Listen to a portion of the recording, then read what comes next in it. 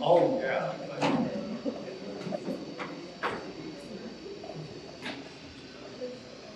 Well, do we have an MC? It's us. Hey, got a crowd here. Woo! Everybody, Hello. You know how to work a microphone? No, it's pathetic. Do you need the nostril phone? Maybe Jen, right up Looking your for a nose. lavalier. Okay, welcome to what is left of the Voltron crowd. Peter Cullen is here, and Jack Angel is gone, and Lenny Weinberg is gone. But you were Voltron fans. Did you see? Obviously, you've seen Voltron the original, and then you saw the one we did after that. I think we did one like CGI or something. Or other. It was really I interesting. think it was It might be. Voltron, the third dimension. Third dimension. Oh, yeah.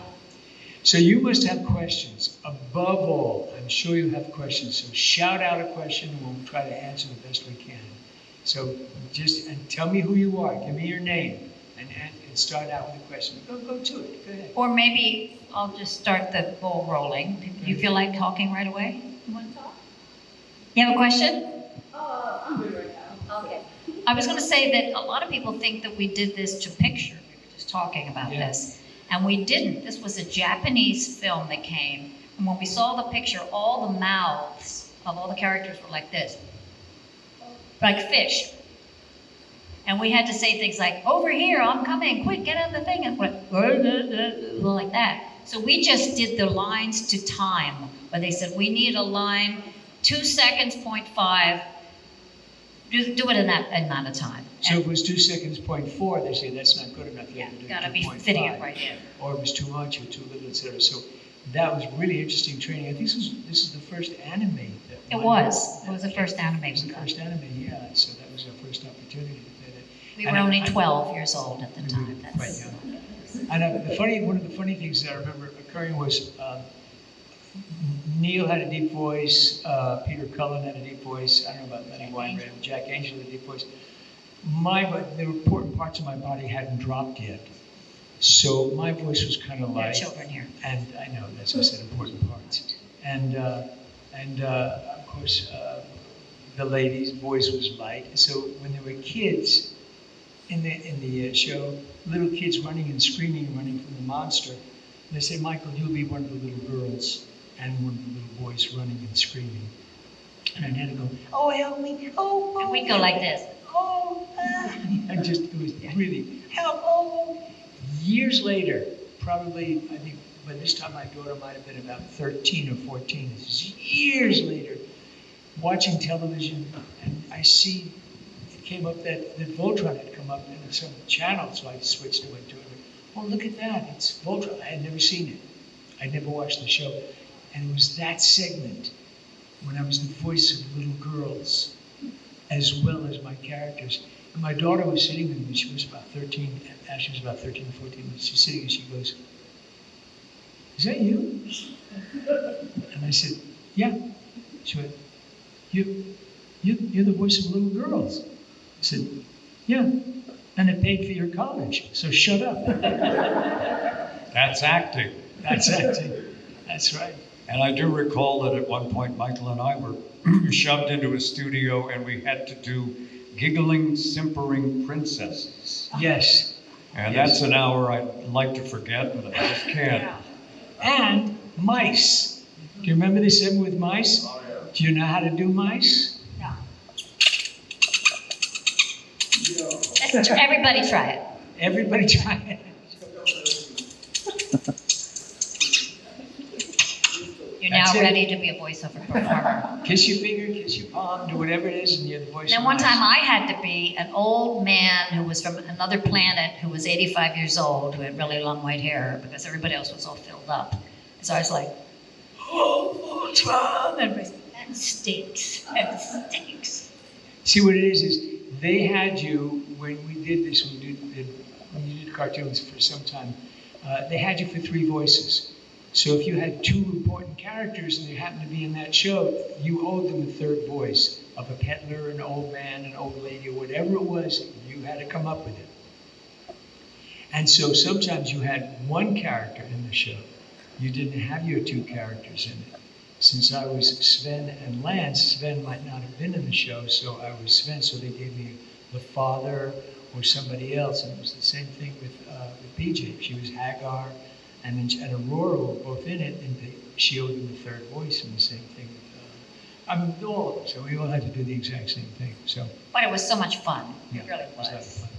And I had a lot of fun. You kind of doing it. felt like your parents dropped you off at daycare and they were going to come in a couple hours and pick you up, you know. What do you remember about Voltron? What particular show? Did anybody come on? Come on, talk to me. Don't be shy. You're holding the microphone. They're gonna be able to talk Yeah, to the I'm microphone. going to walk over. I'm going to, He's got a question. Yeah, go ahead. yeah. I mean, you asked, to me, Sven piloting, you piloted the blue line, right? For Yeah. maybe an episode or two, like I'm going to try to remember 3 or 5 years back. So I had gotten one of the toys that was a slightly different color blue than the one that came with the Voltron. To me, that was Sven's special line. Yes, that was my puce lion. Yes, that's when Sven was turning just a little bit, to be a little bit more modern. Yeah, So there's a point to that story other than the see. that's funny. And they killed him, of course, as you recall. Yes, I agree. Somebody gave you a T-shirt that says Sven lives. That's what was cool about to me at the time. Was Voltron and Mad Monsters, but you know, they didn't tell me it was going to be live. You never know. They killed Sven, and when I did Prowl and Transformers, they killed Prowl. And then when I was doing G.I. Joe, they said, we're going to kill Duke. Oh, So I was the actor they liked to kill. I say call your agent. Right away. Yeah, somebody once said to me in a group of people, they said, how did you feel when they killed Prowl? I said, I loved it. It's great not working. I really appreciated not working. Come on, talk to us. Well, I wrote a book, which I'll shamelessly plug. It's called Vocal Recall, A Life in Radio and Voiceovers. It's available on Amazon, and it's also available an audio version, an Audible, narrated by a famous Hollywood voice artist. And I did some research on Voltron, and I found out things I didn't even know. Basically, the two producers, Peter Keefe, and I don't recall the other gentleman's name, but they went to Japan and they licensed 3 Japanese shows. And they brought them back to the States. And the original idea was that they would just get translations and dub and off to the races. But for a number of reasons, none of these shows would work that way. So what they ended up doing, imagine this, somebody would write an episode, and then somebody had to dig through all the video they had to find pictures that would fit what was written. I mean, it sounds like the most difficult puzzle you've ever had to try to solve. That's actually what happened. And they didn't use all 3 series. They just ended up using 2 of them for some reason. And but another thing most people don't realize is we never worked together on this one because of the fact that the picture was already locked down. The lines had to be done within a certain time frame. So working the full cast, it just would have been a mess.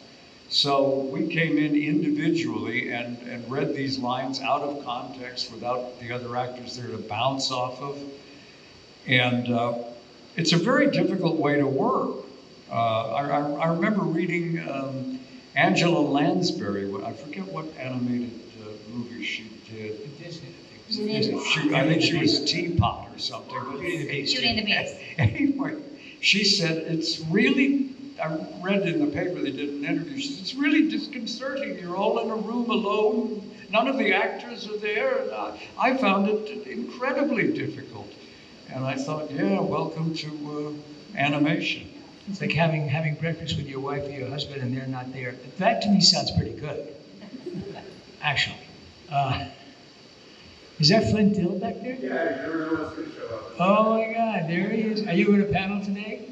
What? Are you? I'm just showing up. Did you write any Voltrons? I don't, forgive me, I don't know. I never watched a Voltron. My job is to kill, what do you call it? Prowl. Optimus Prime. Optimus Prime. No, you're not the guy who killed Optimus Prime. That's Friedman.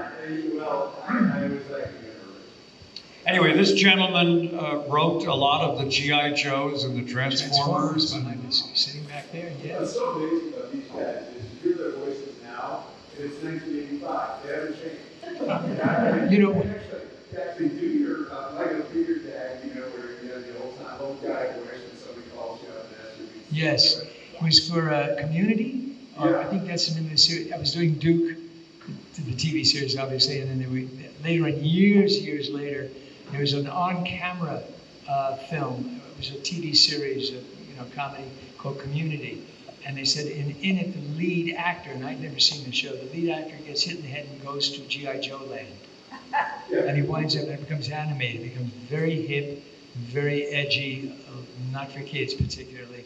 And they called to see just exactly whether I sounded like Duke. My agent calls, he said, they want to know, since this is 30 or 40 years later, they want to know if you really sound like Duke, still sound like, because you're an old guy now. And I said, well, my ash rate dropped, but my voice is pretty much the same. And he said, well, they have to prove it. So the director called me, and I knew he was going to call. And when the phone rang, I picked up. I went, hello? And he said, yeah, can I speak to Michael Bell, please? I said, oh, sure. Dad? And I got on the phone, and I went, hello? And there was this silence. And I said, and he said, yeah, who is it? I said, we're looking for Michael Bell, the voice of Duke. I said, yeah, that's me.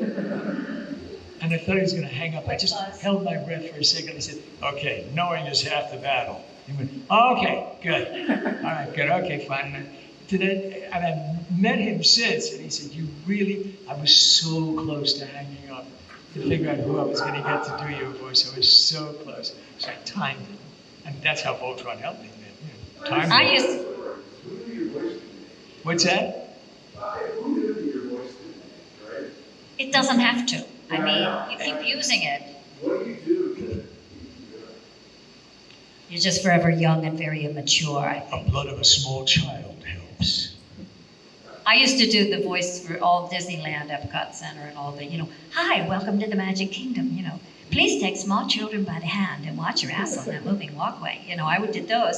And they would call me about every 10 years and say, yeah, we got some, would you mind coming in and just auditioning for the, I said, absolutely not, because your voice is always here. It's, isn't it? I Some saw people a down guy here. on television who was 104, and he sounded great. He did not sound like they would say to me, you're reading for the role of an 104-year-old man.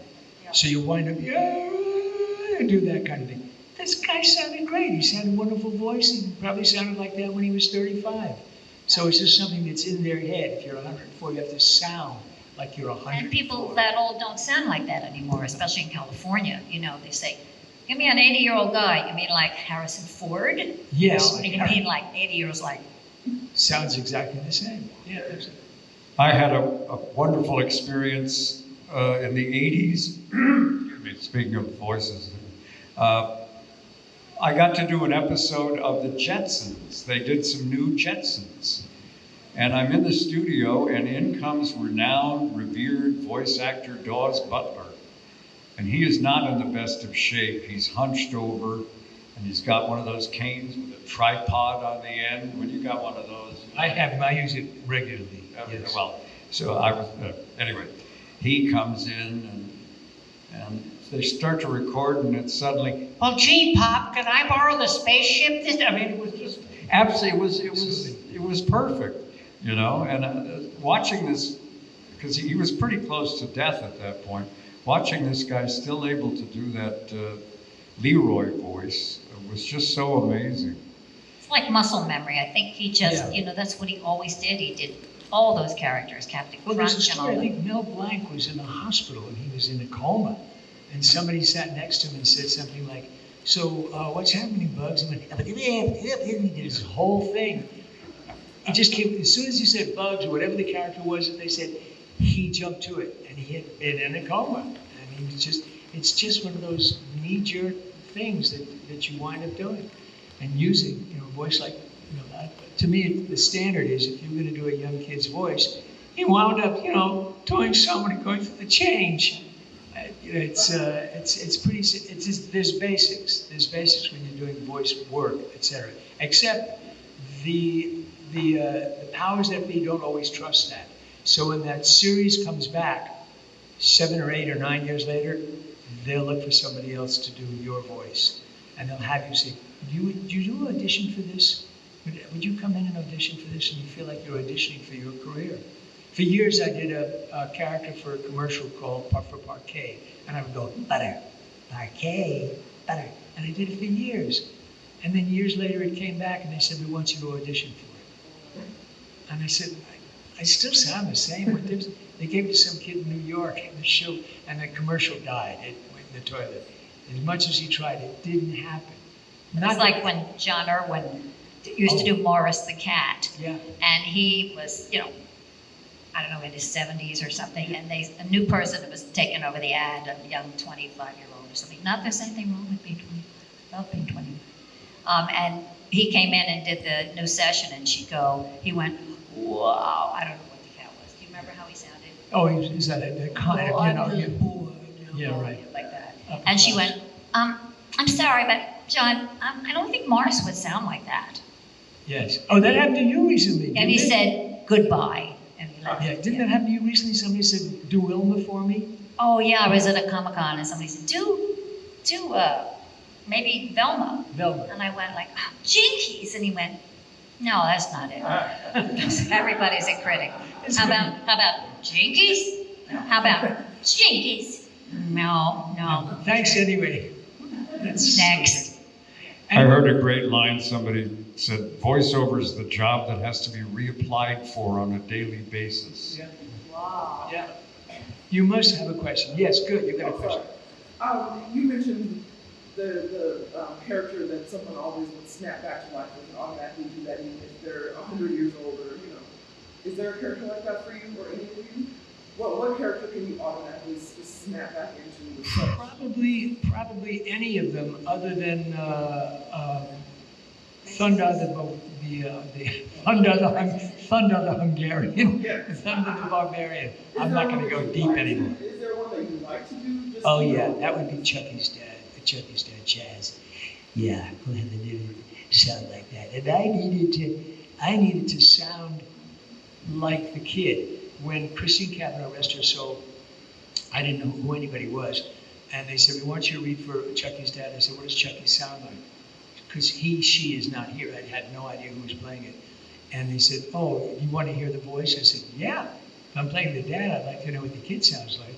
And she had this kind of little, thing that she had a problem with her nose, and she had adenoid problems. And I said, "Oh, okay, I'm going to do the same thing," like she inherited from her dad, from his dad. So the girls play guys. The girls play the little boys, etc. And I said, "So, okay, well, Chucky inherited that, so I'm going to try the same thing." That's how that happened. That I can recall, that voice I can recall. I used it on my honeymoon. My wife didn't appreciate it. At a very bad time, too. Yeah, Flynn. You guys never saw it. And somebody's got to say, these guys are also actors. You think of them as doing funny voices, and they're kind of writers. I mean, you remember G.I. Joe, obviously I was like trying to buff Flynn, so I didn't do it anymore. But, sorry. And there was a character Flint, wasn't there? Right, character Flynn, yeah. Because that's what Joe Thomas said. We did the character after this. You got to take the job. It was very lying. But anyway, what I remember when we got later on in Transformers, and then especially in the humanoids, because you were both in the humanoids, right? I was. Yeah, you were too. I was You were August. Blackthorn. Blackthorn, sure. Yeah. Blackthorn and a humanoid, one of the creatures or something. Probably the wildest show we did. Remember that? These guys used to read through the script before we do it, and they're doing these ad-libs, none of which would be suitable. You'd be arrested, all now. And the stuff you were doing was so good and all that. I remember with humanoids, we just decided, okay, we want you to read the script on something, which nobody wanted to do. Right? And tech guys have always got to roll his eyes. And the stuff got infinitely better because you were actually embodying the characters.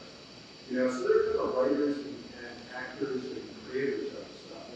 We would improvise, but you needed the basics. We needed the script. We still wanted to, obviously had a script, but then what you do is you smooth it out or you find something as you go along that adds to the character. And when I teach voice animation, I don't anymore, but I have been teaching it for a number of years. In fact, I teach students from Japan. I teach about 90 students at a time coming in for the past 11 years from Japan. And I said, you have to be actors. You start out as actors. It's not just doing the trick voice, because when we were doing I think it was the Smurfs, they had some wonderful mimics on, very famous mimics, very famous people who were great for imitating other voices. They couldn't act. They could do characters, but they couldn't really act the characters. And I think that's the most important thing, is to be an actor first. Really most important. You guys never talk about that. And you should, because you really did. We have a yard here, by the way. I got interviewed by the Guardian. The most obscure show we did, The Visionaries, is near the end. All of the actors for that show were great. It's the show I think but yeah, it was when we started doing the ensemble stuff, especially with the weird vibe, this lot of people. Oh yeah. I mean, with the weird things, Well, that's why we needed. That's why we needed to work ensemble. It was so hard when you're doing individually. You really. So then, eventually, when he started to do, not in Voltron, because obviously there were no choices in Voltron, as we had to do it specifically to time, and you really had to narrow it down. Whereas when we had scripts, it was a totally different story, and we were all together. We got to play, we got to react to each other, etc. But when you're by yourself, you don't know what the other character said to evince the kind of reaction you need, so that you have to do 3 in a row. So if your line is, I'm not going to do that, they say, can we have 3 of those? You go, fine, I'm not going to do that. I'm not going to do that. I'm not going to do that. I have no idea what the character said before me, what they did, what their choice was. And they'll pick the one they want. So it becomes like a jigsaw puzzle they put together. Not the most exciting for an actor, particularly. But thank you for pointing that out, Frank. Yeah, we are actors. Yeah, that's exactly what we are. Yeah. Any other questions? Come on, guys. You have a question. Yeah, so when you guys work on a project, you're doing multiple characters. Yes. Is it hard to switch back and forth between those characters? Especially like if you're doing both parts of one scene? I know you once got a hernia doing it, didn't it? It's not, I don't think it's hard. We get so used to it. In fact, we show off sometimes. We'd say, do you want to take this character later? We'll pick it up later. I'll do it in a row. So I'll say, hey, what do we do now? Gee, I don't know, boys. Okay, what a great idea. You just, hey, how was that? That really sucked. We'll come back to it later. Because you really want to invest the time and the energy into it. But yeah, we play around. There is a story that I tell in my book, Vocal Recall, A Life in Radio and Voices, available at Amazon and Audible, where Frank Welker was doing 2 parts and they were talking to each other. And they didn't want actors to overlap.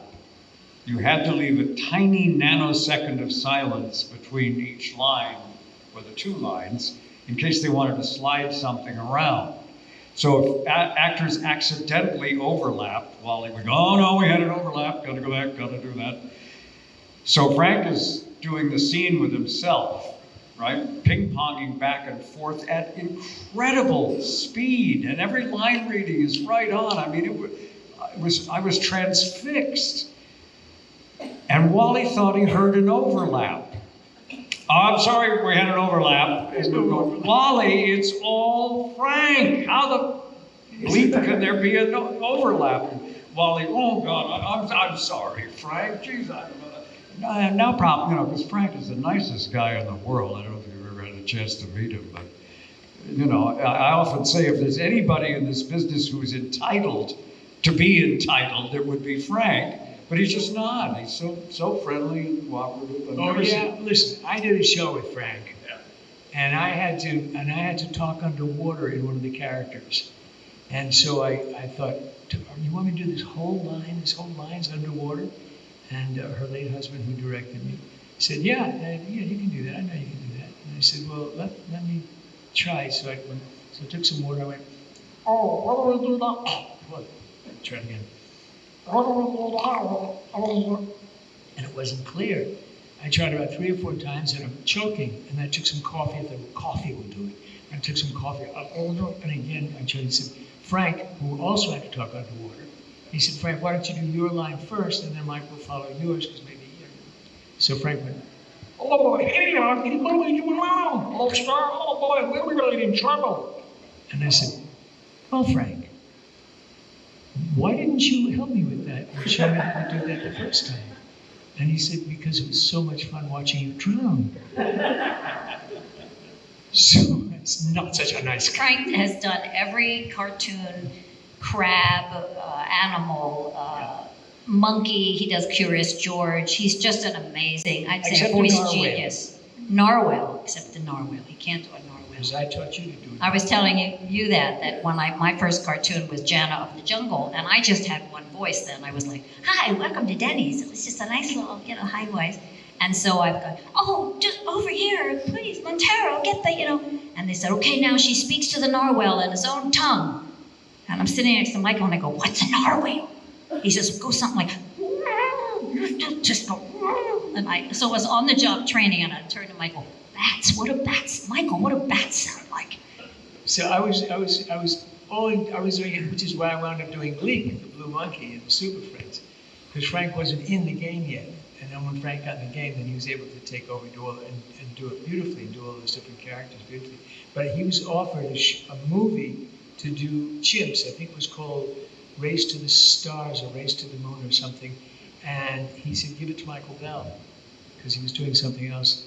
I had to do 30 different chimps that were caged and that eventually all had different, the director said, here's what I want.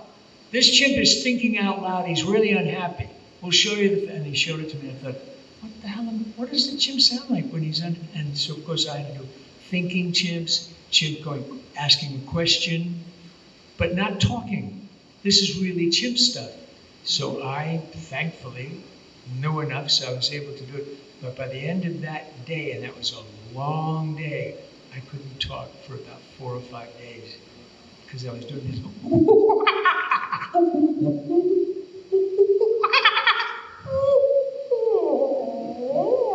It was, and I called up Frank and said, thanks a lot. I think I lost a job, commercial because of you. Any more questions before we go back? Come on. I know somebody has one. Joe, way back there. Drop me down. So you guys were saying the lion turned into the lion Voltron horse. They had the movie. I thought it was so cool when I was a kid when they brought the lion and the horse back together. I don't know if you guys remember doing it, but that was original animation, right? I think so. I think that was it. Was that like a completely different recording process for you guys? Than, Do you remember doing that? You read the movie? No. Boy, I don't. I think they just sort of cobbled it all together and slammed it, made a film out of it. Because I remember doing a movie particularly. It was a direct TV, but they combined the director, the big Voltron, and the cars. And it's very possible. I can't remember what I had for breakfast. And it's like when somebody comes over to my table. Remember when you said? I said, don't go there. Don't even go there. I don't want to know who the character was or what I said. And you have another question, yes? Yes. So when you guys started Voltron journey, did any of you have an idea it would be as big as it has become today? Do we think what, sir? Did you think Voltron was going to be as big as it is? Oh, I don't think we thought anything about a future. I think we just did it. Well, quite selfishly, we were told they were going to do 120 episodes. And that's what I focused on. Because, acting, you're constantly reapplying for the job, and to have 120 episodes in your future is wonderful. And at that point, most shows did 13 episodes a year. Yeah. If that. Sometimes they'd only do 8. Nobody was getting rich doing animation when I first Absolutely showed not. up on the scene. It kind of exploded exponentially because they had, again, this is in my book, they had... Which is on Amazon. Yeah, which is Audible. Basically, the Reagan administration came in and deregulated children's television, which made it lucrative to produce longer shows. And suddenly they started rolling out these 65 episode shows. Yes. But Voltron, I think we did 120. 120 shows. Yeah. The first time, yeah. Which, you know, was just so. We had no idea if it would succeed or not. People ask that question a lot, Yeah. especially about Transformers. Did you know? Could you kind of feel it? Never. No, You never every know. show I've done, I go in with the greatest of expectations and hope and desire. And I'm sure everybody at this table Yeah. comes in, gives 100%, but you just don't know. I have no idea. Sometimes you'll do a show that you think is wonderful and it just disappears in 2 seconds. Yeah. And back then, the general wisdom was, you know, the kids will outgrow any concept. No show's going to go beyond 3 years, and then it'll So much just for be Scooby-Doo. immediately forgotten. I mean, Michael Yeah, was in yeah. the Smurfs, and that ran for what, 7? That went for about 7 years, I think. And that was unheard of. And the idea that you could have an animated show in prime time that would last for 40 years. And now The Simpsons. As The Simpsons have. I Be mean, still they'd the have quality put you in an institution if you suggested that back in the 80s. Yeah. Nobody knew. I've written a book as well. It's not quite about the voiceover business on Simon & Schuster, and it's for children. I think those would be my target right there, called Farty Marty, just in case you're out there. Farty and it's, what? Farty Marty. Ah, okay. It's about a cat who has a flatulence problem. But it's a very sweet, funny book, and it's on, I guess you get it on Amazon. Is it a scratch and sniff? No, it's not a scratches. Okay. Yes, back there. Hi, good morning. I just wanted to ask, besides the employment aspect of the Voltron theme, was there anything about the script or the concept that appealed to you and made you decide to go forward with the audition or trying to be part of the show? We had no choices. When you're an actor that is not a name particularly, I always love that when I read stories about actors that, yeah, I turned that role down, it became great, and it was a wonderful role, and you saw the film, and you go, well, they have the option to turn it down. I don't think we ever had that option. We just show up and do our best, So- and then you get it or you don't get it.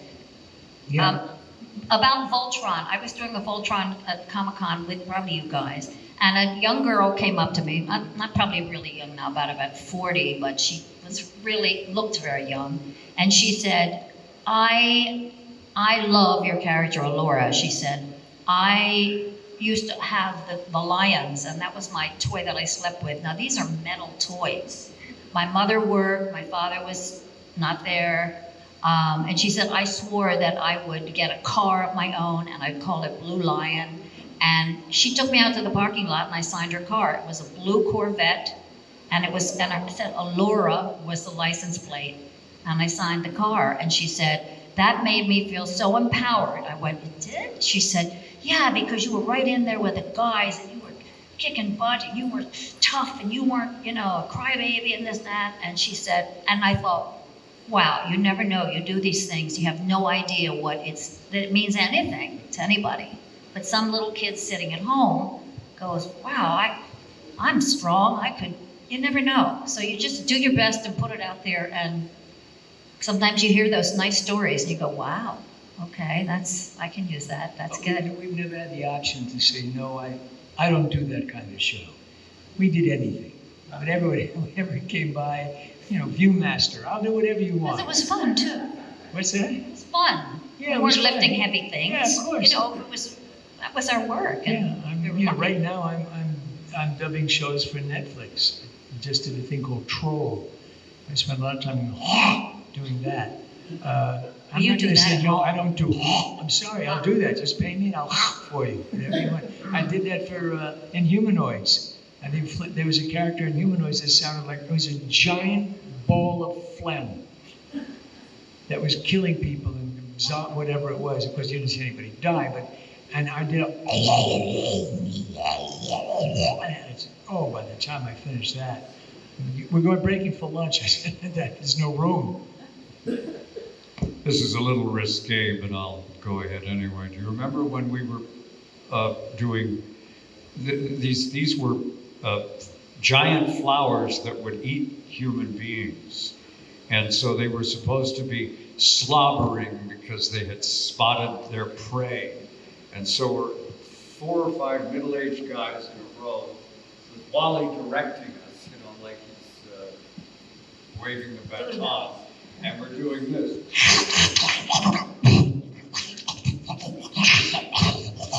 And when mercifully Wally finally said, cut, in the ensuing silence, Michael said, that sounded exactly like Ernest Borgnine's wedding night. And I never got to ask you, how did you know that? And ladies and gentlemen, I think we're wrapping it up We're now. wrapping We it see up now. more people are coming in. It's a little late, okay. So anyway, thank you for your Thank question. you for Yes, one coming. more question. I was just gonna say, so you guys are actors, voices, and Foley artists. I mean, I'm just thinking about the way that you guys had to come up with these things on the fly. And they're, that's how people do them now. How do we what? I guess I should say, how do you feel about that? The fact that you guys might know you're actors and you're creators, Right. but also had to be like Foley artists to make some of these voices and effects. How do you, I don't know what I'm trying to say, but that's awesome. So, How do we feel about not being known, about physically not being known to some degree? Yeah, and being such Unrecognized, a as large it part were? of the success of the show because of the way that, It's all good. It's all good. It's all good. First of all, we all became friends. We met people throughout our lives, and that's we're buds. And some of the other guys that are not here, we're buds. We don't see each other a lot, but when we do, it's always, hey, what's going on? What's happening? We know each other's families, to some degree. Yeah, we are a family to that degree. I used to do on camera, never connected with anybody I've done on camera with. I used to guest star on television. It's a whole different world. I found the one thing that was so exciting about working with actors that did voice work, we didn't have those egos. Because as much as we have egos as actors, and we have to, obviously, as individuals, we found that sometimes if a role didn't work for us, they'd say, oh, will you try it? This is the character Buzz. Will you want to try it? Will you try it? Okay, now you try it. And I go, okay, fine. He's doing Buzz, or she's doing Buzz, whatever, that's fine. You're not taking anything away from me. And on camera, it's a whole different world. And I think it's something very childlike about it. I mean, when you listen to children play, they make up voices and things, and I'm gonna get you, and and it's really like that. It's really like being a child and just being free to try something, to make a fool of yourself and go, oh, that didn't work. But you have to do that in this kind of business, and that's the fun of it, I think. Yeah, absolutely, absolutely. It's who we are. It's what we do. But thank you for that question. That sort of opens a window. And we got to get back to our tables. So Thank you for coming. thank you for coming. Thank you.